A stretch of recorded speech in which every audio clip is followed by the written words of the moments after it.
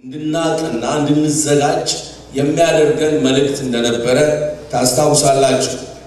ዛሬ ግን በጣም አጠር ባለ ጊዜ ውስጥ የማተኩረው የዘመናችን ቤተክርስቲያን ያስተምሩ ተግዳሮት ላይ ይሆናል።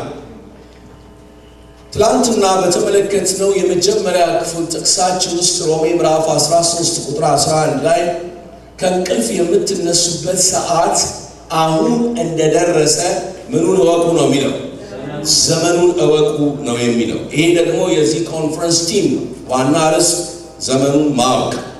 ዘመኑን የምናውቀው በዓለም ላይ የሚሆነውን ነገር በማየት ብቻ ሳይሆን በቤተ ክርስቲያንም አካባቢ ያለውን ነገር በማወቅ ነው ብዬ አምናለሁ።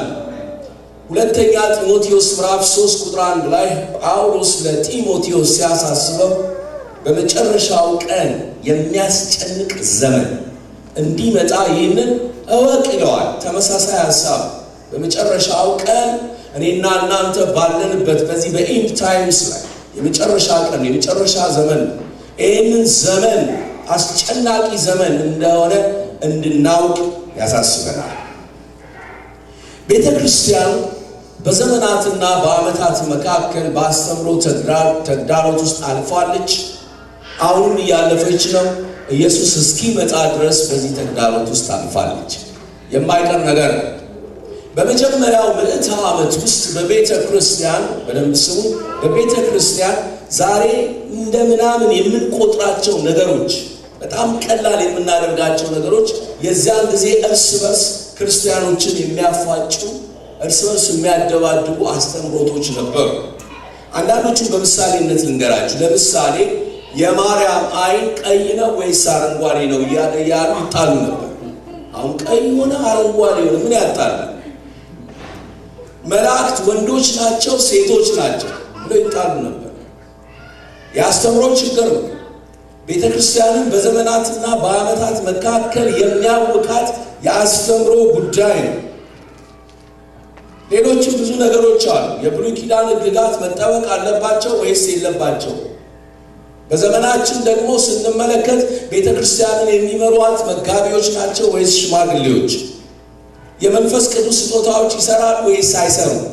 እነዚህና የመሳሰሉት ተግዳሮቶች በዘመናትና በዓመታት መካከል ቤተ ክርስቲያንን እየታገላት ነው የሚገኙ። ቤተ ክርስቲያን በአስተምሮ ተግዳሮት ውስጥ ስትጣላና እርስ በርስ ስትፋጭ ከዳር ቆሞ የሚስቀው ሰይጣን ብቻ ነው። ምክንያቱም ደስ ይለዋል። እኛ ተሰብስበን ስንጋጭ፣ ስንጣላ፣ ስንደባደብ ለእርሱ ቫኬሽን ሰጠነው ማለት ነው። እረፍት ሰጠነው ማለት ነው። እረፍት መስጠት ብቻ አይደለም። ይህንን የሚያውቅ የሰራዊት ጌታ እግዚአብሔር ተመልክቶ ብርሃናችንን እንደሚገባ አላበራንምና ቤተ ክርስቲያንን ለስሙ ክብር ሲል ይዘጋታል። የኤፌሶን ቤተ ክርስቲያን ዮሐንስ ራእይ ምዕራፍ 2 ላይ ስትመለከቱ መቅረዟን እንድታበራ ጌታ ያስጠነቅቃታል። አላበራም አለች። እንደ ቀድሞ ፍቅርን ከኔ ጋር አጥብቅ አላት ጌታ። ልታጠብቅ አልቻለች። ስለዚህ ጌታ ምን አላት? መብራትን እንደሚገባ ማብራት የማትችል ከሆነ መቅረዝን ከስፍራው እወስዳለሁ ብሎ ተናገረ። ወደ ቀድሞ ፍቅራቸው የኤፌሶን ቤተክርስቲያን ሰዎች አልተመለሱ፣ በድካማቸው ቀጠሉ። ዛሬ ኤፌሶን ተብላ የምትጠራው ከተማ የምትገኘው በመካከለኛው ምስራቅ ውስጥ ነው። በጣም ቅርብ ናት ለአውሮፓ። ያቺ ሀገር ዛሬ ቱርክ ተብላ ትጠራለች። ኤዥያ ማይነር ትባል ነበር። በኤዥያ ማይነር ወይም በቱርክ ዛሬ ስንመለከት አገሪቱ ውስጥ 98 ከመቶ የሚያክሉት የሀገሩ ህዝቦች የእስልምና እምነት ተከታዮች ናቸው። ለምን? ጌታ የሰጣቸውን እድል መጠቀም ስላልቻሉ። ጌታ ለስሙና ለክብሩ ስለሚቆም ቤተክርስቲያንን አሳልፎ ሰጣት። ዛሬ በኢትዮጵያ፣ በኤርትራ፣ በአፍሪካ፣ በአሜሪካ ያለችው ቤተክርስቲያን ማንን ትመስላለች ብላችሁ ብትጠይቁኝ የሎዶቅያ ቤተክርስቲያንን ነው የምትመስለው። ወይ አልሞቀች ወይ አልቀዘቀዘች። ምን ሆናለች ይላታል ጌታ? ለብ ብላለች። ስለዚህ ካፌ ላረግሽ ነው ልተፋሽ ነው የሚለው። ራቁቷን ነበረች፣ እውር ነበረች። ፊት ለፊት ነው የገሰጻት ጌታ።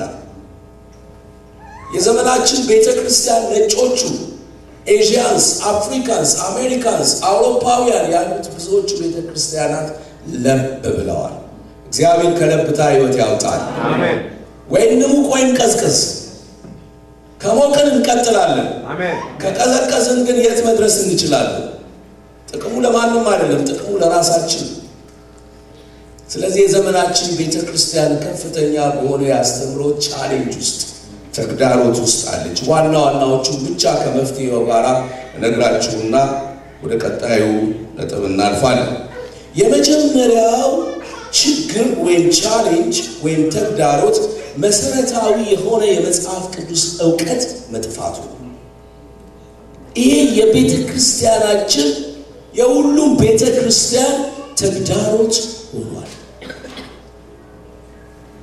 ይሄ ቃል ተራ ቃል አይደለም አሜን እኔና እናንተ የገባው በቀላል አይደለም ብዙ መከራ ብዙ ችግር ብዙ ፈተናዎችን አልፎ ነው እጃችን የገባው አሜን ዛሬ ይሄ ቃል እየተገፋ የሰዎች አመለካከትና አስተሳሰብ በቤተክርስቲያን ውስጥ እየተንጸባረቀ ያለበት ጊዜ ለኔ ለእናንተም ማምናለሁ መጽሐፍ ቅዱስ ከሁሉ ነገር በላይ ነው አሜን ሃሌሉያ አሜን እታችን ቅድም ስትዘምር ምን አለች ቃልህን ምን አረጋዋለሁ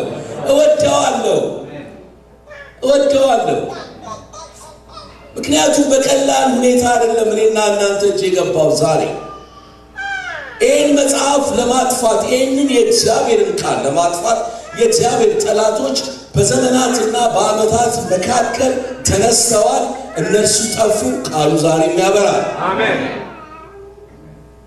ቮልቴር የሚባል የፈረንሳይ ፈላስፋ አንድ ጊዜ ተነሳና እንደዚህ አለ በ18ኛው መቶ ክፍለ ዘመን ክርስቲያኖች የሚያነቡት መጽሐፍ ቅዱስ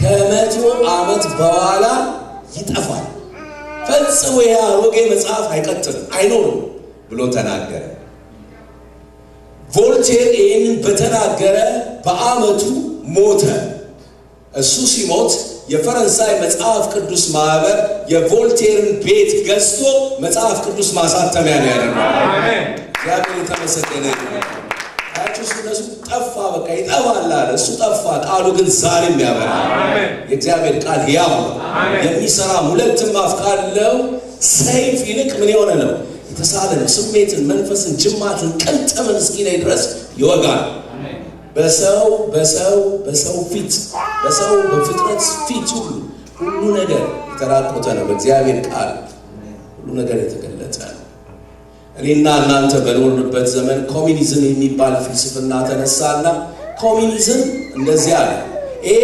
ክርስቲያኖች የሚያነቡት መጽሐፍ ቅዱስ የኢምፔሪያሊስቶች መጽሐፍ ሲባል ሰምታችኋል አይደለም አንዳንዶቻችሁ በህይወት ከነበራችሁ ማለት ነው ሀብታሞች ጃዎችን የሚበዘብዙበት መጽሐፍ ነው ይባል ነበር ኮሚኒዝም በመላው ዓለም ተንሰራፍቶ በተለይ በምስራቅ አውሮፓና በአፍሪካ በአንዳንድ ሀገሮች በተንሰራፋበት ወቅት ከፍተኛ ስደት ነበር መጽሐፍ ቅዱስ ከፍተኛ ስደት ገጥሞታል እኔ ባይኔ አይቻለሁ እግዚአብሔር የለም የሚሉ ሰዎች እየቀደዱ ለሽንት ቤት መጠቀሚያ ሲያደርጉት አይቻለሁ እኔ በማገለግልበት ቤተክርስቲያን እግዚአብሔር የለሽ ሰዎች መጡ አንድ ቀን ቤተክርስቲያኒቷን ለመዝጋት እኛ ተሰብስበን መጽሐፍ ቅዱሳችንን እናጠናለን አዩንና ምንም ታደርጉት አሉ መጽሐፍ ቅዱሳችንን እያጠናን ነው አላቸው እናንተ የዳህ ልጆች ናችሁ መጽሐፍ ቅዱስ ሀብታሞች ዳዎችን የሚበዘብዙበት መጽሐፍ እንዴት ታነባላችሁ አሉ ከጓደኞቻችን መካከል አንዱ ብድግ አለና እንዲያው አላቸው መጽሐፍ ቅዱስ ሀብታሞችን የሚቃወም መጽሐፍ ነው አላቸው ውሸትን ነው አሉት ላሳያችሁ አላቸው አዎ አሳየን አሉት ከፈተና ያዕቆብ መልእክት ምዕራፍ 5 ቁጥር 1 አውጥቶ እናንተ ባለጠጎች ሆይ ወዮላችሁ የሚለውን ክፍል ሲያሳያቸው ይሄንንማ ከአብዮቱ በኋላ ነው የጻፋችሁት አለ ከአብዮቱ በኋላ ያልተጻፈ ዘመን ተሻጋሪ መጽሐፍ ነው መጽሐፍ ቅዱሳችን እግዚአብሔር የተመሰገነ የእግዚአብሔር ቃል ስለሆነ ተራ መጽሐፍ አይደለም። ዛሬ አንዳንዶች እንቅልፍ እምቢ ሲላቸው እንቅልፍ እንዲወስዳቸው እንደ እንቅልፍ ኪኒን ትራሳቸው ስር ደብቀውት ነው የሚተኙት። የብዙ ሰው መጽሐፍ ዛሬ አይገለጥም። I am so sorry. even የአገልጋዮች መጽሐፍ አይገለጥም፣ አያነቡትም። አንዲት ሴት ፓስተሯ ቤት ጎበኛትና ሲወጣ ከዛ በኋላ የሻይ ማንኪያው ይጠፋል። በዚህ በጣም ተናደደች። ይሄ ፓስተር ሌባ ነው አለች። እንዴት ማንኪያ ይሰርቃል የቤታችንን ማንኪያ? በቃ በጣም አዘነች። ምንም አልተናገረችም፣ ለባሏም አልነገረችው። ከወር በኋላ እንደገና ሊጎበኛቸው ፓስተሩ ወደ ቤት ሲመጣ በጣም ውስጧ ስለነበረ ግብ አደረጋትና አንተ ፓስተር የቤታችንን ማንኪያ ሰርቀሃል አለችው። አልሰረኩም፣ መጽሐፍ ቅዱሳችሁ ውስጥ እኮ አስቀምጨዋለሁ አላት። ሄዳ ስትፈልግ ተገኘ። ምን ማለት ነው? አንድ ወር መጽሐፉ አልተነበበም ማለት ነው። ብታነበው ኖሮ እኮ ታገኘው ነበር። ብዙ ሰው መጽሐፍ ቅዱስን አያነብም። ሰይጣን በጣም ታክቲከኛ ነው። የመጀመሪያ ታርጌቱ እኔና እናንተ ቃሉን እንዳናነብ ማድረግ ነው። እሱን ካደረገ ተሳካለት። ለምን እንደሆነ ታውቃላችሁ? በጣም አድርጎ ነው የሚፈራው ይሄንን ቃል። በጣም ነው የሚፈራው። ታሪክ ተከሼ ልንገራችሁ እንዴት አድርጎ ሰይጣን ታክቲክፉል ሆኖ አማኞችን ከቃሉ ዞር እንደሚያደርጋቸው ልንገራችሁ። ታሪክ አስረግጬ ነው የምነግራችሁ። የካቶሊክ ቤተክርስቲያን ቃሉን በማንበብ ከማናችንም ቤተክርስቲያናት በላይ ነበሩ። በኋላ ሰይጣን ምን አደረገ? ካህናቱ እንደ በፊቱ ሰው መባና አስራቱን መስጠት አቆመ። ስለዚህ ምን አሉ? ይሄንን መጽሐፍ ማንበብ ያለባቸው ካህናት ብቻ ናቸው፣ ተራው ምዕመን ማንበብ የለበትም ብለው ተናገሩ። ለምን እንደሱ እንዳደረገ ሰይጣን ታውቃላችሁ? ሰው question የሚያደርግ ነገር ካለ ከጠየቃቸውና ቻሌንጅ ካደረጋቸው መመለስ ስለማይችሉና ከቤተ ክርስቲያን ስለሚቀሩ ኢንካሟ ስለምትቀር ከዚህ የተነሳ ነው እንደሱ ያሉት። ጆን ቴትዜል የሚባል ሰው በ14ኛው መቶ ክፍለ ዘመን ተነሳና ምን አለ? ማንም ሰው ወደ መንግስተ ሰማያት መግባት ካስፈለገ አሁን መጽሐፍ ቅዱሱን አያነብም፣ መግባት ካስፈለገ ለሟች ቤተሰቡ ገንዘብ መክፈል አለበት አለ። ስሙ። ስለዚህ ቤተሰቦቻቸው የሞቱባቸው ሰዎች ቤተሰቦቻቸው ገነት እንዲገቡ ይፈልጋሉ። ስለዚህ ካህናቱ ምን አደረጉ? አንድ ሳጥን አስቀመጡና በሉ ለሞቱ ቤተሰቦቻቸው ገንዘብ ክፈሉ፣ እዚህ ገንዘብ አስቀምጡ አሉ። እስካሁንም የትኛውም ካቶሊክ ቤተክርስቲያን ብትሄዱ ሳጥን አለ፣ ገንዘብ መስጫ ለሞቱ ቤተሰቦች ማለት ነው። ስለዚህ የከፈሉ ምን ያደርጋሉ? ሲከፍሉ ገንዘቡ ሲከበየ የሞላ ሲመጣ የሟቹ ነፍስ ከሲኦል ቀስ እያለ ይወጣል። ሳጥኑ ሲሞላ የሰውየው ነፍስ ገነት ይገባል። አያችሁ እንዴት አድርጎ አይምሯቸው እንደሰለበው። ትላንት ስለ ማይንድ ትናገር ነበር። የመጀመሪያው የሰይጣን ስራ የሰውን ማይንድ መቆጣጠር። እንደዛ አደረገና በቃ ኮምፕሊትሊ ዛሬ የካቶሊክ ቤተክርስቲያን ሰዎች መጽሐፍ ቅዱሳቸውን ከፍተው አያነቡ።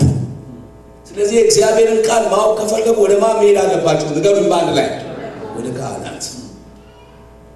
ወደ ኦርቶዶክስ ቤተክርስቲያን ስንመጣ ደግሞ ምን አላቸው? መጽሐፍ ቅዱስ ብቸኛው የእግዚአብሔር ቃል አይደለም።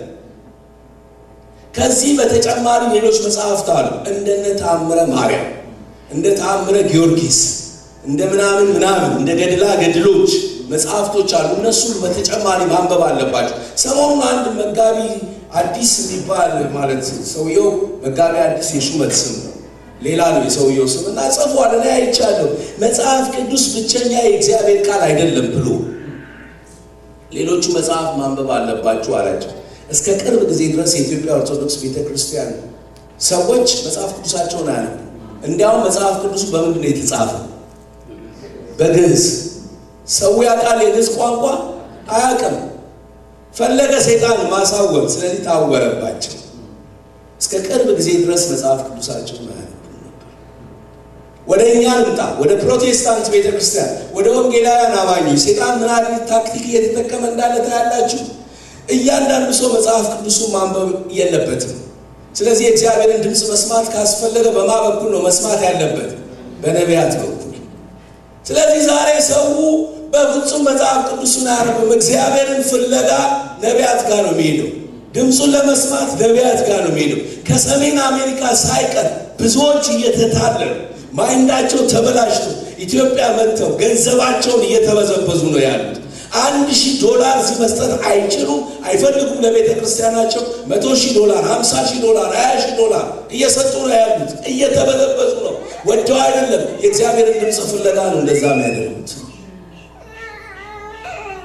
ዛሬ ግን እነግራችኋለሁ ይህ ቃል የእግዚአብሔር ቃል ነው አሜን የማይለወጥ የማይሻር ዘመን ተሻጋሪ የሆነ እግዚአብሔር ለኔና ለናንተ የሚናገርበት አንዱ መንገድ ይህ መጽሐፍ ቅዱስ የእግዚአብሔር ቃል አሜን ቤተክርስቲያን የእግዚአብሔርን ቃል ተወች ማለት ከእግዚአብሔር መንገድ ፈቀቅ አለች ማለት ነው ብዙ ሰው መጽሐፍ ቅዱስን አያነብም እንዲያው መማርን እንደ ኃጢአት መቁጠር ተጀምሯል ተነሱ ከሚባሉ ነቢያት መካከል አንዱ ሲናገር በደንብ ተመልክቻለሁ ዩቲዩብ ላይ ተነሽ አንቺ አላት አንዱና ተነሳች ባልሽ ትምህርት ነው አይደል የሚወደው እንደዚህ አይነት የትንቢት አገልግሎት አይቀበልም አይደል አላት አዎ አለች ከትምህርት በላይ የሚናፈቅ ሌላ ነገር አለ እንዴ ከትንቢት ሁሉ የላቀ የትንቢት ቃል ያለው በእግዚአብሔር ቃል ውስጥ አሜን ሃሌሉያ ይህንን እውነት መረዳት አለባችሁ ጥቂቶች ብትሆኑም ዛሬ እዚህ ያላችሁ ወገኖች ይህንን እውነት ተረዱና ለሌሎች አሳውቁ ከእግዚአብሔር ቃል የሚበልጥ ነገር የለም ቃሉ ሕያው ነው ቃሉ ያበራል ቃሉ ይሰራል እኛ ትተነዋል እንጂ የእግዚአብሔር ቃል በጣም ነው የሚሰራው ተጨማሪ ነገር አንድ ነገር ልንገራችሁ ዛሬ እኔና እናንተ የእግዚአብሔርን ቃል እንዳናነብ ሁሉ ነገር ውስጥ እዚህ ውስጥ ገብቷል በጣም ታክቲክፉል ነው ሰይጣን ከዚህ ከሃርድ ከቨሩ ይልቅ በሶፍትዌር መጽሐፍ ቅዱስን ያስገቡበትን ምክንያት ልንገራችሁ ከዩናይትድ ባይብል ሶሳይቲ ነው ይሄንን ያገኘሁት ይሄንን ያደረጉት ለምንድነው በሴልፎናችን ላይ መጽሐፍ ቅዱስ ዳውንሎድ ከተደረገ ረጅም ጊዜ መቆየት አይችልም ስልካችን እንደሚበላሽ ያውቃሉ ከሶፍትዌር ውስጥ እንደሚወጣ ያውቃሉ ስለዚህ እዛ ውስጥ አስገቡልን ስንቶቻችሁ ናችሁ ዛሬ መጽሐፍ ቅዱሳችሁን ይዛችሁ የመጣችሁ ያላሳፈራችሁ ብዙዎቻችን መጽሐፍ ቅዱሳችንን አንይዝ መጽሐፍ ቅዱሳችን ይልቅ የምናየው ማንኛውንም ነገር ከሶፍት ከሆነው ከኤሌክትሮኒክስ ከሞባይላችን ነው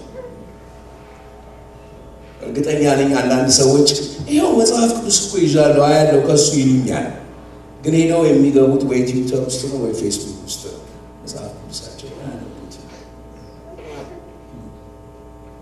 የዘመናችን ቤተክርስቲያን በከፍተኛ ተግዳሮት ውስጥ ነው ያለችው ይሄንን የሚያውቅ ሰይጣን የብዙ አማኞችን አይምሮ ከመቆጣጠሩ የተነሳ ከእግዚአብሔር ቃል ዘወር እንዲል አድርጓል ዘመናችንን እንወቅ ዘመናችንን ማወቅ ካልቻልን በስተቀር መወሰዳችን አይቀርም መወሰዳችን ደግሞ እኔንና እናንተን እንደነዛ 5 ዘይታቸውን እንዳላዘጋጁ ሙሽራው በመጣ ጊዜ እንዳልተጠባበቁት ሰዎች ያደርገናል ተዘጋጅተን እንድንጠብቅ የሚያደርገን እኔና እናንተን የእግዚአብሔር መንፈስና የእግዚአብሔር ቃል ጋር የተጣበቀ ሕይወት ሲኖረን ብቻ ነው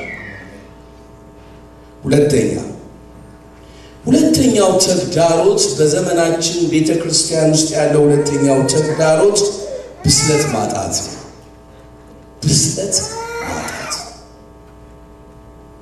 የዓለም አላዋቂዎች ክርስትናን የአላዋቂዎች እምነት አድርገው የቆጠሩት ነው ያሉት አማዝናለሁ ዓለማውያን ጋዜጦችና መጽሔቶች ሳይቀሩ ክርስትናን የጅሎች መሰባሰቢያ አድርገውታል እኔ ጎረቤቴ ሎየር አለ አንድ ቀን እንደዚህ ያለኝ ታውቃለሽ ፈራው አንዳንድ ጊዜ ዲፕረስድ ሲሆን የእናንተን ቻናሎች መከታተል ፈልጋለሁ ትንሽ መጽናናት ባገኝ ስከፍት ግን የምመለከተው የእብዶች ስብስብ ነው እንጂ የሚመስለኝ የረባ ነገር እንኳን ማግኘት አልቻልኩም። ምን እየሰራችሁ ነው ያላችሁት ብሎ ነው የገሰጸኝ። የሚያየው ነገር የሚሰማው ነገር በሙሉ ሪሊ ኮንፊውዝድ የሚያደርግ ነው። በጣም ኮንፊውዝድ የሚያደርግ ነው። አስተምሯችን መስቀሉን ማዕከል ካለማድረጉ የተነሳ የተበላሹ ብዙ የማያስፈልጉ ልምምዶችና ሁኔታዎች ሰው እንኳን ወደ ጌታ ቤት እንዲመጣ ቀርቶ በጌታ ቤትም የተተከለውን ሰው የሚያናውጥ ወጀብና ማዕበል ነው ያለው። አንዱ የታወቀ ጋዜጠኛ ዛሬ የጻፈውን ነገር ተመልክቻለሁ። አንዱ ቤተክርስቲያን ይሏል። እነሱ ለትዝብት አንዳንዴ እንደሚሄዱ ታውቃላችሁ። ማሙ ሰዎች ቤተክርስቲያን እንደሚሄዱ ሊጽፉ ተገኝቶ ነው እንደዚህ አይነት ነገር ለጽሁፋቸው ይመቻቸዋል፣ ይሄዳሉ እና ሰውየው ያገለግላል። እዚህ ያላችሁ በሙሉ ኢምፖርተርና ኤክስፖርተሮች ናችሁ አላቸው። ደስ ሲል ሰው ኢምፖርተርና ኤክስፖርተር ከሆነ በእውነት ደስ ነው የሚያሰኝ። አጠገብ ላለው ሰው ንገረው ምን አይነት ኤክስፖርተር እንደሆንክ ንገረው። አሜን በሉ። አሜን አሜን አሜን አሜን ይላል ይጮህ። አጠገባችሁ ላለው ሰው ንገሩት የምትነዱትን መኪና ቶዮታ ምናምን ካምሪ እንዳትሉት። ትልልቅ መኪናዎች እያሰባችሁ ንገሩት። እናንተ ቢሊየነር ነህ በሉት። አጠገባችሁ ላለው ሰው ቢሊየነር ነህ። አሜን አሜን። አምላካችን የሰነፎች አምላክ አይደለም። የሰነፎች መሰባሰቢያ መድረክ አይደለም። አምላካችን ትጉ አምላክ ነው። አምላካችን ሰራተኛ አምላክ ነው። ምንባረከው እግዚአብሔር በሚሰጠን በረከት ቢሆንም ትጋት ግን ከኛ ይፈልጋል። ይሄ እውነት ነው። ብዙ ብስለት የጎደላቸው እንቅስቃሴዎች በየቤተ ክርስቲያኑ ነው ያሉት። ቀድሞ ችግሮች ወደ ኢትዮጵያ የሚመጡት ከአሜሪካ ነበር። አሁን ችግሮች የሚመጡት ከኢትዮጵያ ነው ወደ አሜሪካ። ተገላብጧል ነገሩ። እኔ ገርመኛል በጣም። ሰውን የሚማርክ እዚያ ያለው ህብረተሰብ ሁሉ መውሰድ ከቻሉ they are very smart። እሱ ብቻ አይመስለኝም ከጀርባቸው የሚሰራ መንፈስም እንዳለ አምናለሁ። ይቅርታ አድርጉልኝ። ይሄንን ስላየውና እዛ ስላለው ነው የምናገረው። ዝም ብዬ ተራ ወሬ አይደለም የማወራው። የእውነተኛ ብርሃን ሲገለጥ ብሎ አንዱ መጽሐፍ ጽፏል።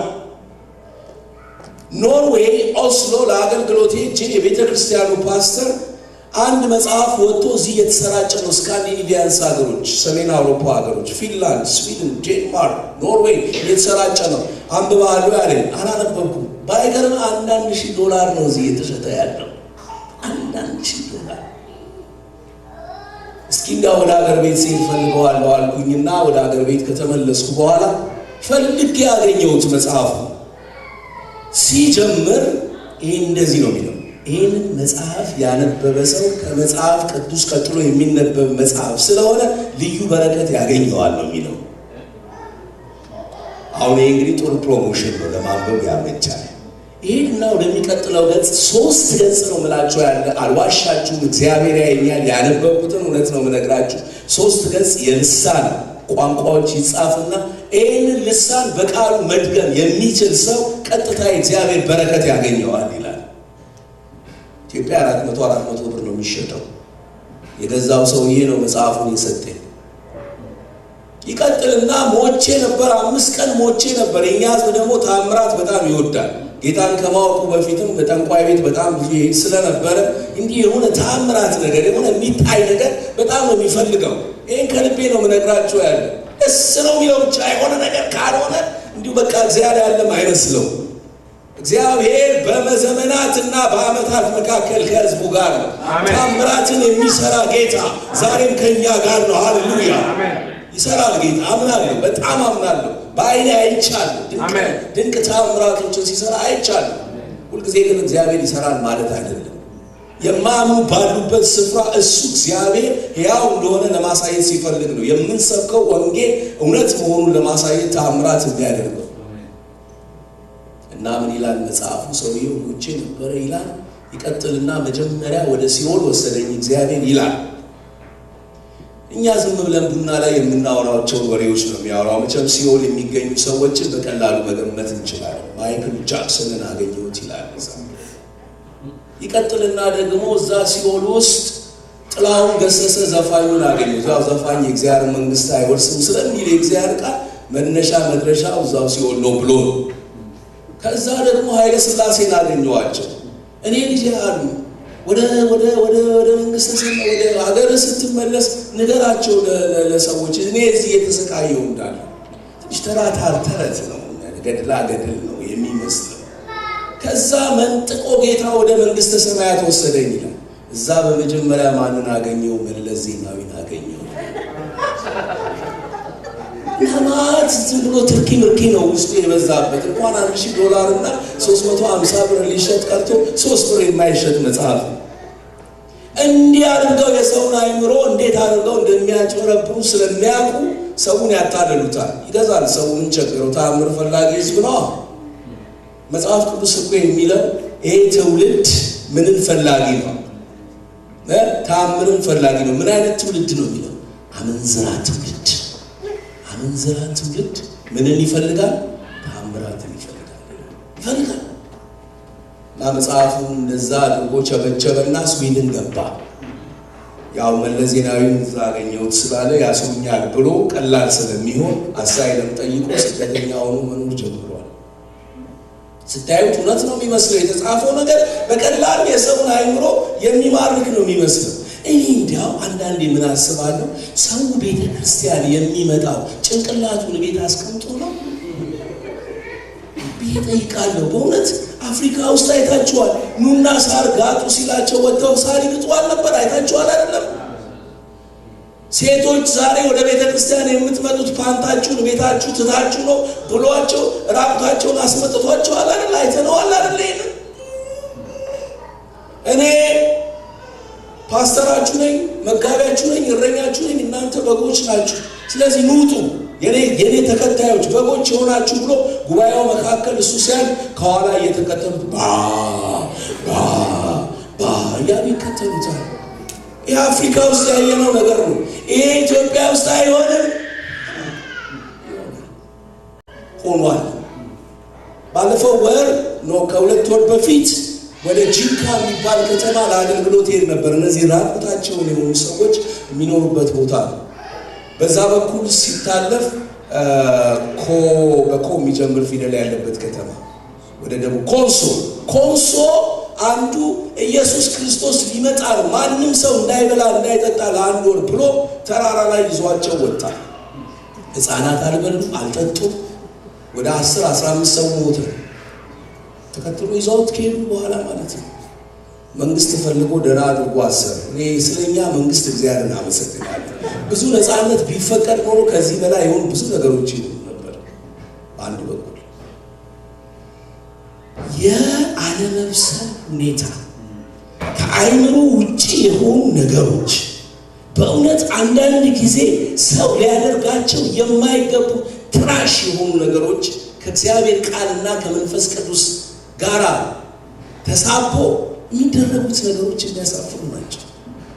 ከብስለት ማጣት የተነሳ አንዱ አዲስ አበባ ውስጥ አንዱ ፓስተር አንተ ታውቀዋለህ፣ ስሙን እነግርሃለሁ በኋላ የቤተ ክርስቲያን አባላቱን በሙሉ ሰብስቦ በቃ ችግራችንን በሙሉ መቅበር አለብን ብሎ የሬሳ ሳጥን አመጣ። በሙሉ አምጡ ችግራችሁ። አይታችሁታል? አይቶታል እሱ እግዚአብሔር ይባርካል። በወረቀት ላይ ያንን በሙሉ ሰበሰቡ። የሬሳ ሳጥኑ ሊቀብሩ እኮ ነው ችግራቸው። የሚያሳዝነው ነገር የሬሳ ሳጥኑ ላይ መስቀል ነው፣ በክርስትና መሳቡ። እኔ የምለው ሞት እኮ ካለ ትንሣኤ አይነሳም እንዴ? ችግር ሌላ ጊዜ ተመልሶ ዛሬ ሞተ ነገር ነገ አይነሳም። ክርስትና ከችግር የነጻ ነው፣ ከፈተና የነጻ ነው፣ ከህመም የነጻ ነው፣ ከመከራ የነጻ ነው። አትሳሳቱ። ጳውሎስ በሁሉም ነገር ይጠቅሳል። ራብን አውቃለሁ፣ ጥማትን አውቃለሁ፣ ማግኘትን አውቃለሁ፣ ማጣትን አውቃለሁ፣ ሳቅን አውቃለሁ፣ ለቅሶን አውቃለሁ፣ ኃይልን በሚሰጠኝ በክርስቶስ ሁሉን እችላለሁ ነው ያለው። ሁሉን የሚያስችል ጌታ ያስችለናል ጸጋውን ሰጥቶ እንጂ ከችግርና ከመከራ ነፃ መሆን አንችልም። ይህንን መካድ አንችልም። በዓለም ሳላችሁ መከራ አለባችሁ ይልና ጌታ፣ ነገር ግን አይዟችሁ እኔ ዓለምን አሸንፌዋለሁ። ያሸነፈውን ጌታ ነው የምናመልከው። ከችግር መውጣት የምንችልበትን ኃይልና ብርታት የሚሰጥ በሕይወታችን ታምራት የሚሰራ ጌታ ነው ያለን። ብዙ ሰው ቤተክርስቲያን የሚመጣው እኔ በእውነት ይቅርታ አድርጉልኝ የሆነ ነገር ፈልጎ ነው እንጂ ጌታን ፈልጎ አይደለም። ምን አገኛለሁ እዛ ብሄድ? ነጋዴ ነው ሰውየው። ቤተክርስቲያን መጣ። ነጋዴ እንደምታውቁት ትርፍና ኪሳራን ብቻ ነው የሚያስብ። ከመጣ በኋላ ፓስተሩ ጠየቀው፣ ጌታን ከተቀበልክ ስንት ጊዜ ሆነ አለ። 2 ዓመት ሆኖኛል አለ። ጎሽ ጌታ ይባርክ፣ ለመሆኑ መዝሙር ትችላለህ አለ። አዎ እችላለሁ አለ። ከመዝሙሮች ሁሉ ግን የምወደው መዝሙር አንተን አምኖ ማን ከሰረ የሚለውን ነው። እሱ ከትርፍና ከኪሳራ ጋር ነው ያለው ማለት ነው። አንተን ጠርቶ ማን ከሰረ ኪሳራ። አዎ ጌታን በማመናችን ምክንያት አንከስርም። ስሙ የተባረከ ይሁን። የምናመልከው አምላክ እግዚአብሔር ነገራችንን የሚቆጣጠር ጌታ ነው። ግን በብስለት ማጣት ምክንያት ልንሰቃይ አይገባንም። ልንበስል ይገባናል።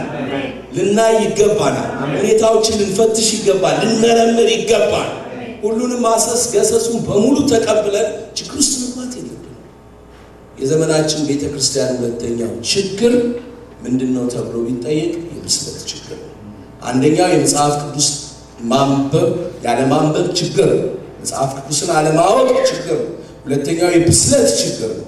ሶስተኛው በኃጢአት የእግዚአብሔር ቅጣት ወይም ዲሲፕሊን እንደሌለ ማመን። ይሄኛው አስተምሮ ትንሽ ከበድ ያለ አስተምሮ።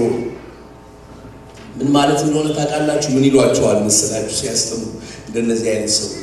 የፈለከውን ኃጢአት ስራ እግዚአብሔር አይቀጣም የሚል ነው። ይሄ ለሥጋ ይመቻል ወይስ አይመችም? ንገሩ። ተገኝቶ ነው እንዴ? ምን ይላሉ ሲያስተምሩ? እኛ ሰዎች መንፈስ ነን። መንፈስ ስለሆነ በሥጋ ውስጥ እንኖራለን። ሥጋችን የፈለገውን ኃጢአት ቢሰራ ሥጋ ስልቻ ስለሆነ ምንም የሚሆን የሚገጥመን ነገር የለም ነው የሚሉት። ዋናው ችግሩ መንፈስ ነው። ይሄ በጣም ነው የሚመቸው። በጣም ይህንን ትምህርት ደግሞ በጣም የሚከተሉት ማንንም ታውቃላችሁ? ሀብታሞች፣ አገራችን ውስጥ ያሉ ነጋዴዎች፣ በሙስና የተጨማለቁ የመንግስት ባለስልጣናት ደስ ነው የሚላቸው ይህ ትምህርት። ስለዚህ ይከተሏቸዋል። ሆቴል ተከራይተው ያንን ትምህርት ያስተምራሉ። ብዙ ተከታዮች አሏቸው። እነሱ ደግሞ ለነሱ ገንዘብ ይሰጧቸዋል። ምክንያቱም ለፍተው ደግሞ ያገኙት ገንዘብ ስላልሆነ አፍስሰው ነው አምጥተው የሚሰጧቸው። እኔ መጽሐፍ ግን እንደዚህ አይደለም። ሁለተኛ ቆሮንቶስ ምዕራፍ 7 ቁጥር 1 ላይ እንግዲህ ወገኖች ወዳጆች ሆይ ይህንን ያህል ተስፋ ካለን ቅድስናን ፍጹም እያደረግን ነፍስን፣ መንፈስን፣ ስጋን ከሚያረክስ ነገር ራሳችንን ምን እናደርግ? እናንጻ። እንዲያው የማንቀጣ ከሆነ ይላል ዕብራውያን 12 ላይ ደግሞ ሄዳችሁ ስትመለከቱ ዲቃላዎች ነን ነው የሚለው። እግዚአብሔር የሚወደው ልጁን ምን ያደርገዋል? እግዚአብሔር የሚቀጣል ለምንድን ነው ተብሎ ቢጠየቅ ከቅድስናው ምን እንድናደርግ ነው? እንድንካፈል ነው። እናንተ ወላጆች፣ ልጆች ያላችሁ ወላጆች እዚህ ሀገር ልጆቻችሁን አትቀጡ። የአፍሪካን አሜሪካን እንደገና የሚግራንት ልጆች ብዙ ጊዜ የተበላሹ የሚሆኑት ከልጅነታቸው ጀምሮ ተገቢ የሆነው ቅጣት ስለማያገኙ። ብትወዱ ትቀጧቸዋላችሁ፣ ግን ትፈራላችሁ። ለምን? ወደ ስልክ ሮጦ 911 ይደውላል። ምንም ልንፈራ አይገባንም። ከልክ ያለፈው የኢትዮጵያ ቅጣት ያገኝ ማለት አይደለም። በርበሬ ማጠን፣ በጀርባ መግረፍ፣ ምክንያት እየተሰጠ መደብደብ እሱ ማለት አይደለም። ነጮቹ ልጆቻቸውን አይቻለሁ፣ በአይናቸው ራሱ ያውቃሉ ሲቀጧቸው። ዲሲፕሊን ያስተምሯቸዋል። እግዚአብሔር የሚቀጣን እኔና እናንተ ዝም ብለን አጉራ ዘለን እንዳንሆን፣ የተበላሸን እንዳንሆን የሚቀጣን። አባታችን እግዚአብሔር አባት ነው እንጂ አያት አይደለም። ተሞላቆ የሚያድግ የአያት ልጅ ነው። የአባት ልጅ በምንም አይነት መንገድ ተሞላቆ አያድግም። ግን ዛሬ ምን ይላሉ እነዚህ አስተማሪዎች? አንዳንድ ቤተክርስቲያን ያሉ ሰባኪዎች ህዝቡ ራሱ ብዙ ችግር አለበት፣ ሌላ ተጨማሪ ችግር ይጨምሩበታል። አረኛ ችግር አንቺ በጸጋ የመዳንን እናምናለን። ጸጋን ለጥጠን ግን በተቻለን አቅም ልዩ የሆነ ነገርን አንናገር። በስነ ስርዓት ህዝቦቻችን እንዲመላለሱ እንነግራለን። አንዳንድ ቤተክርስቲያናት የእግዚአብሔርን ቃል ሳይሆን የሚሰብኩት ገንዘብ ያላቸው ሰዎች መባቸውንና አስራታቸውን እንዲያመጡ ስለሆነ የግሳጼ መልእክት አይሰጣቸውም። ስለዚህ ሰዎች ይሞላቀቃሉ። አንዷ የቤተክርስቲያን አባል እዚህ ሀገር ነው። ፓስተሯ ጋር መጣችና ፓስተር ውሻዬ እኮ ሞተች አለችው። ሞተቻው? በጣም አዝናለሁ አለ ፓስተሩ። አሁን አንተ ጋር የመጣሁት የቀብር ስነ ስርዓት በቤተክርስቲያን እንድታስፈጽምላት ነው አለች ሴትየዋ። ቆጣልና እኛ ለውሻ የቀብር ስነ ስርዓት አናደርግም አለ። አይ ፓስተር ለዚህ ድካም እኮ የሚሆን በቂ ገንዘብ ሰጥሃለሁ ስትለው ታዲያ ቤተክርስቲያን ውሻሽን ይዘሽ እንደምትመጪ ለምን አልነገርሽኝም ማለት ነው። ምን ካለች በኋላ ተገቢውን ክፍያ ከፍላለሁ ካለች በኋላ ይከፈል እንጂ ችግር የለም። እንደዚህ ሆነን እስከ ጽዮን አንዘልቅም ወገኖቼ፣ አንዘልቅም። እውነትን እውነት ብለን መናገር አለብን። ትክክል ያልሆነውን ትክክል አይደለም ብለን መናገር አለብን። የጽድቅ ሰባኪዎች መሆን አለብን። እውነትን በፍቅር መናገር አለብን። የዚያን ጊዜ የምናሳድጋቸው ደቀ መዛሙርት በቅድስና የተሞሉ እግዚአብሔርን የሚፈሩ እግዚአብሔርን የሚያከብሩ ሰዎች ይሆናሉ። ጌታም ከኛ የሚጠብቅብን ይህንን ማድረግ እንድንችል። አራተኛው የቤተክርስቲያናችን የዘመናችን ቤተክርስቲያን ተግዳሮት ምንድነው ካላችሁኝ፣ የትንቢትን አገልግሎት ከመጽሐፍ ቅዱስ እውነት አስፈልጦ መናገር ነው፣ ማየት ነው። የትንቢትን አገልግሎት ከመጽሐፍ ቅዱስ እውነት አስፈልጦ ማየት ነው። እኔ ወገኖቼ በግሌ በእውነት ነው የምላችሁ፣ በትንቢት ስጦታ አምናለሁ።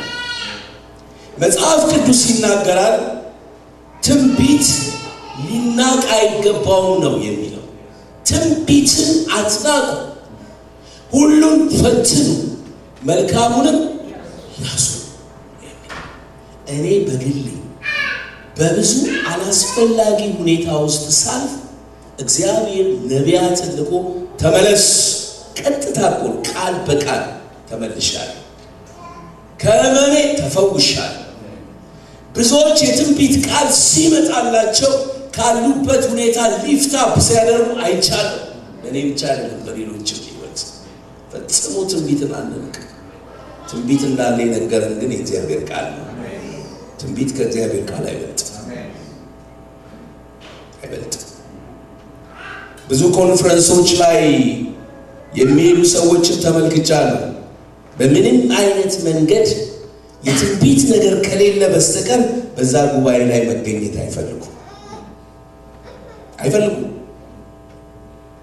እርግጠኛ ነኝ አንድ ነቢይ ካንሳስ ከተማ መጥቷል ቢባል ይሄ ቦታ አይበቃም።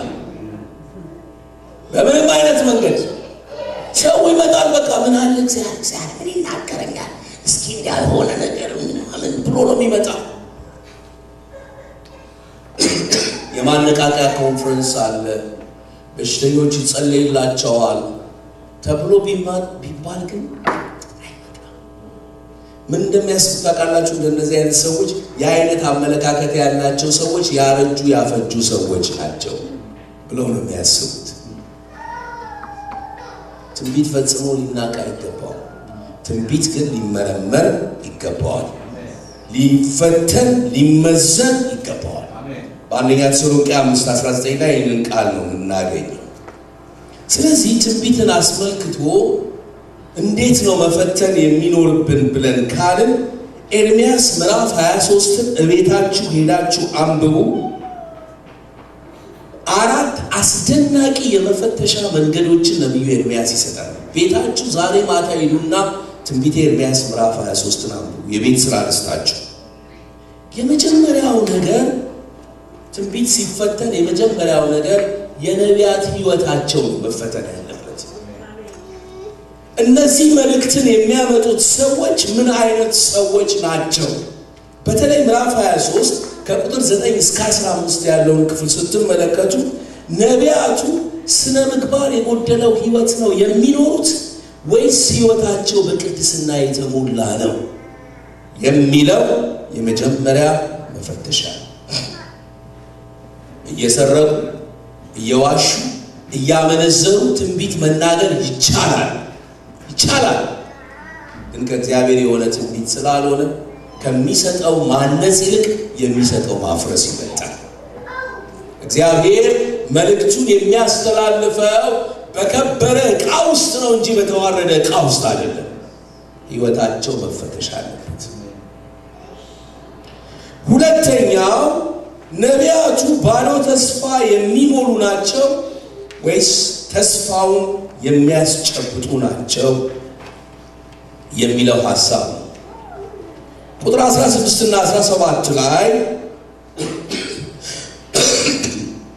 ሰዎች ከንስሐ እንዲመለሱ ያበረታታሉ ወይስ ደግሞ ባዶ ተስፋ እየሰጡ ይሸኙዋቸዋል ይሄ ነው መፈተሽ ያለበት እንደውነቱ ከሆነ በዚህ ዘመን የምናያቸው ብዙ ትንቢቶች ትንቢት ሳይሆኑ የመልካም ምኞት መግለጫዎች ናቸው ጉድ ዊሽስ ይሳካልሻል ትጠረምሳለህ እንዲህ ትሆናለህ እንዲያይስ በቃ እንደዚህ አይነት የመልካም ምኞት መግለጫዎች ናቸው የሚተላለፉት እውነተኛ ትንቢት ግለሰብን ብቻ አይደለም አገርን ይወክላል ቤተክርስቲያንን ይወክላል ይገስጻል አሜን ትንቢት ሲመጣ ለምክር ለማጽናናት ለማነጽ ነው የሚመጣው አንደኛ ቆሮንቶስ ምዕራፍ 14 ላይ ስትመለከቱ እንጂ አንድ ነገር ላይ ብቻ የሚያተኩር አይደለም እያንዳንዱ ሰው እንደ ጠበል እየተረጨ ነው የሚሰጠው በአብዛኛው የትንቢት አገልግሎት ውስጥ እውነተኛ የሆነ የማቃው አንድ ነብይ ያለ ኢትዮጵያ ውስጥ የሚያገለግል በእውነት እግዚአብሔር ብዙ በሱ የሚሰራበት ሰው እዚህ ሀገር መጥቶ እንዳውም እዚህ ከተማ ነው ምን ብሎ ተናገረ እኔ ትንቢትን የምናገረው በችርቻሮ አይደለም በጅምላ ነው አለ በጋራ ነው መልእክትን ማስተላለፍ እንጂ ለእያንዳንዱ አልናገርም አለና እሱ የተናገረውን ያልተቀበሉ ሰዎች ሲተቹት አይ ይሄ ሰውዬ በጅምላ ነው የምናገረው ካለ ጂናድ ነው ማለት ነው አሉት የጅምላ ንግድን የሚያደርግ ነው ማለት ነው አሽፉበት ግን አይደለም ነቢያት ህይወታቸው መፈተን አለበት የሚሰጡት ተስፋን የሚሞላ ቃል ነው ወይስ ተስፋው የሚፈጸም ነው የሚለው መታየት አለበት ሶስተኛው መፈተሻ ከእግዚአብሔር ጋር ያላቸው ግንኙነት ምን ይመስላል በተለይ ከቁጥር 18 እስከ 22 ባለው ክፍል ላይ ከጌታ ጋር ያላቸው ፐርሰናል ሪሌሽንሺፕ መታየት አለበት ነው የሚለው የሚያሳዝነው ነገር ብዙ ጊዜ እነሱ ህይወታቸው ሌላ ሰው እንዳያቀባቸው ከሰው የተገለለ ህይወት ነው ያላቸው ፐርሰናል ሪሌሽንሺፕ ከጌታ ጋር አላቸው የላቸው ብሎ ላለማየት ራቅ ያለ ህይወት ነው የሚኖሩት እንዳውም አንዳንዶቹ ቦዲጋርድ አላቸው ሰው የማያስተው ማለት ነው አራተኛ መፈተሻው መንገድ የሚናገሩት መልእክት እውነት ነው ወይስ ሐሰት ነው የሚለው መታየት አለበት ምንም መጠየቅ ይኖርብናል መጠየቅ ኃጢአት አይደለም ወንድሞቼ እናቶች የሚናገሩት መልእክት እውነት ካልሆነ እውነትን አልተናገራችሁም ተሳስታችኋል ሊባሉ ይገባቸዋል ማለት ነው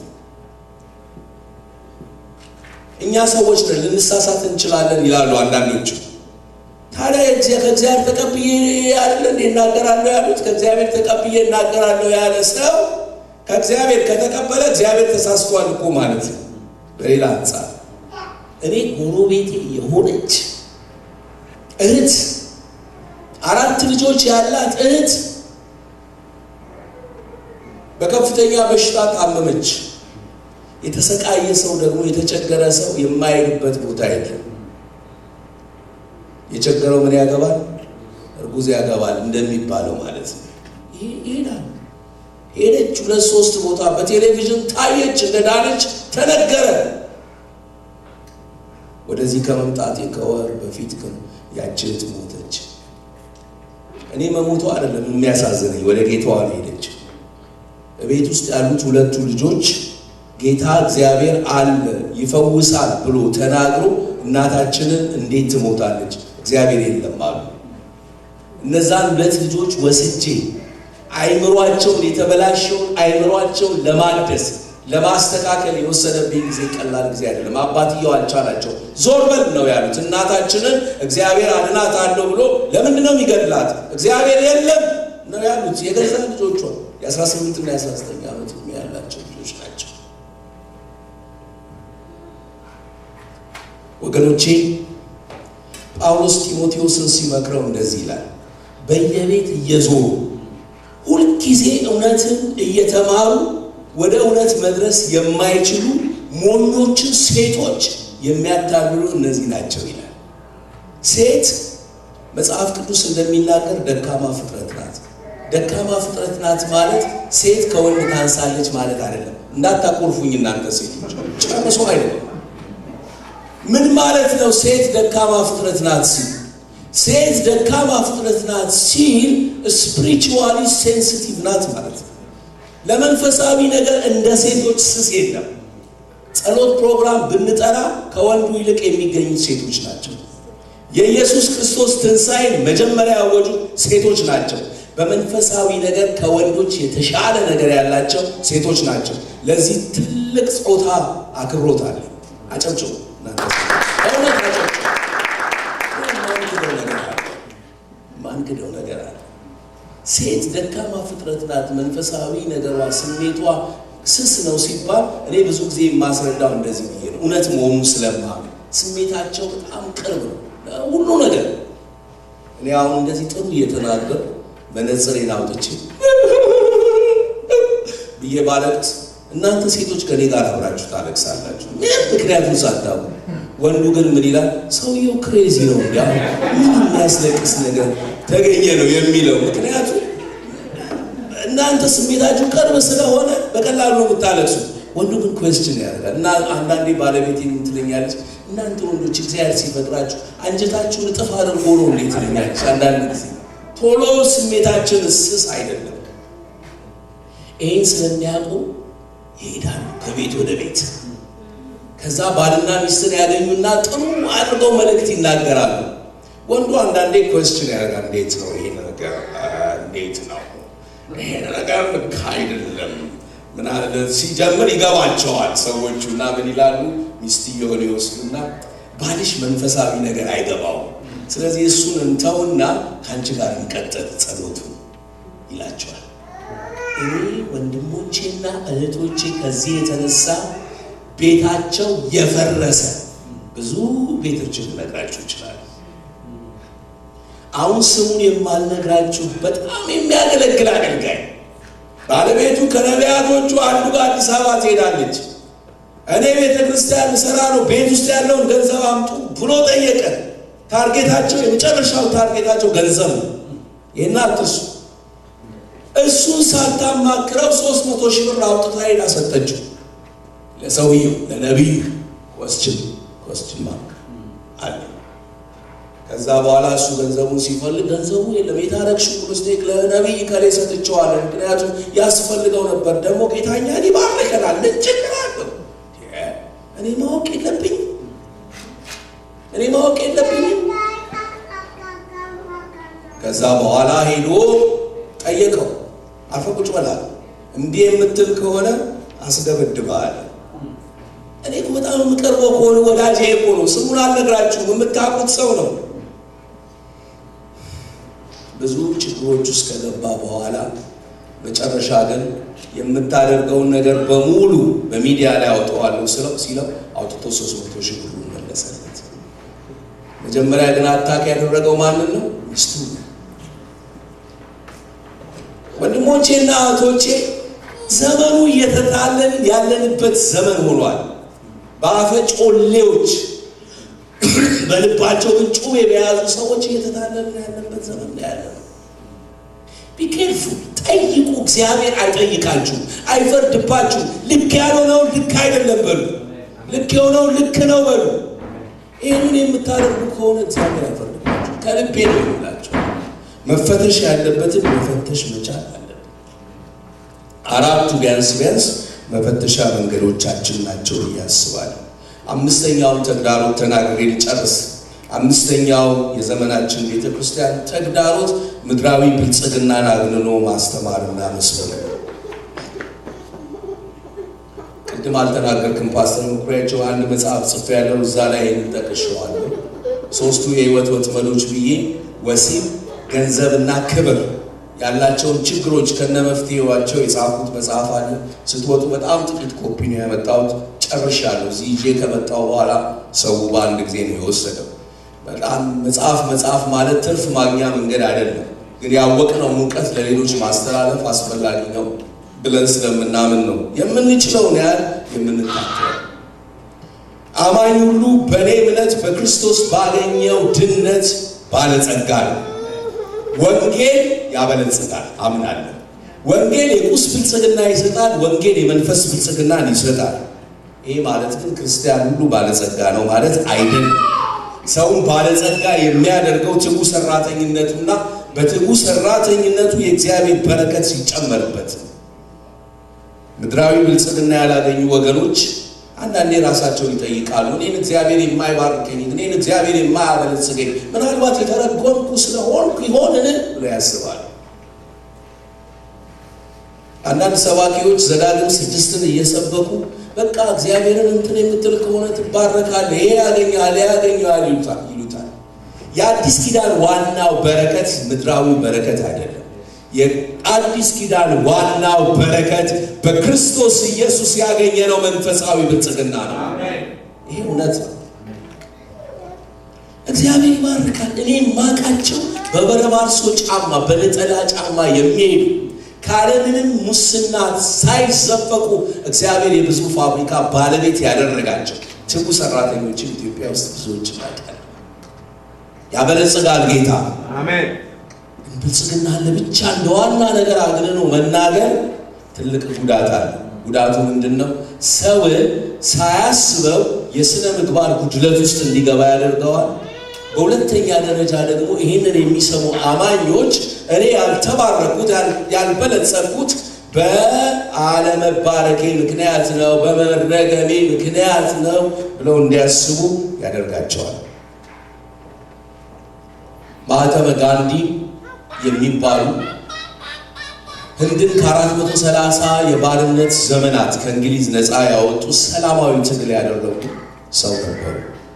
ኢትዮጵያ ውስጥ እንኳን በስማቸው ሆስፒታል ተቋቁሞላቸዋል፣ ጋንዲ ሆስፒታል የሚባል።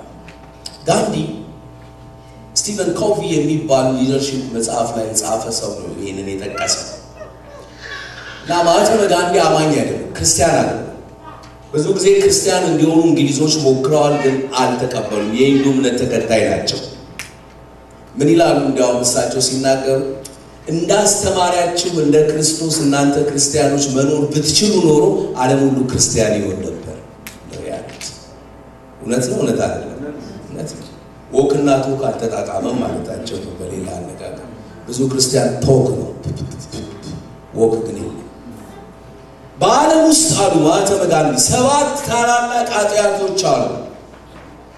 እነዚህ 7 ታላላቅ ኃጢአቶች አንደኛ ያለ ድካም የተገኘ ብልጽግና፣ ሁለተኛ ህሊና የማይገዛው ፈንጠዚያ፣ ሶስተኛ ዕውቀት ያልሞረደው ጠባይ፣ አራተኛ ስነ ምግባር የጎደለው ንግድ፣ አምስተኛ ስብዕናን የሚጻረር ሳይንስ፣ ሰባተኛ መስዋዕትነት የሌለበት ሃይማኖት፣ ስድስተኛ መስዋዕትነት የሌለበት ሃይማኖት፣ ሰባተኛ መርሆ አልባ የፖለቲካ ስርዓት ናቸው አሉ።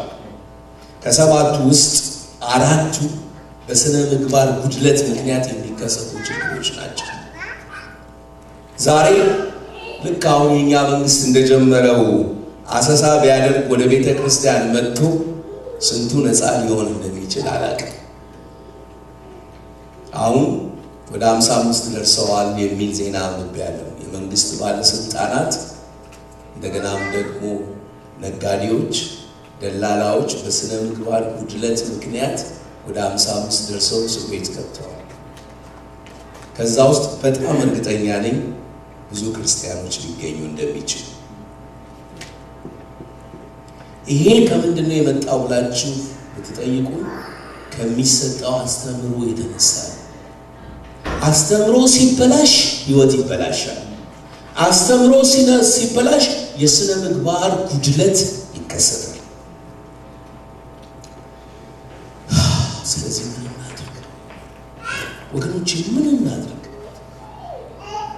እዚያ ያላችሁ ጥቂቶች ብትሆኑ ይሄን ስሙኝና ላልሰሙት አሰሙ መሰረታዊ የሆነ እውነት ነው የምነግራችሁ ያልተመጫመጭ ኮምፕሮማይዝ የማይደረግ እውነት ነው የምነግራችሁ አስተምሮና ትምህርት እንደገናም ድርጊት ሲበላሽ ልንጠይቃቸው የሚገቡ ጥያቄዎች አሉ እነዚህን ጥያቄዎች እንጠይቅ በጣም አስፈላጊዎች ጥያቄዎች ናቸው ሁሉንም አንቀበል አስተምሮ ከሰው ይልቅ ለእግዚአብሔር ክብር ይሰጣል ብላችሁ ጠይቁ ለእግዚአብሔር ክብር ካልሰጠ ጥንቅር ብሎ በአፍንጫችን ይጣል ክብር ለሚገባው ክብርን ስጡ እግዚአብሔር ብቻ ነው መክበር ያለበት ዛሬ ግን ፐርሰናል ከልት የምንለው ሰዎች ፐርሰናሊ እየከበሩ ነው ያሉት እየተመለኩ ነው ያሉት አንድ ቦታ እዚህ ከተማ እዚህ ሀገር ውስጥ ነው አገልግሎት አንድ ወንድማችን መጥቷል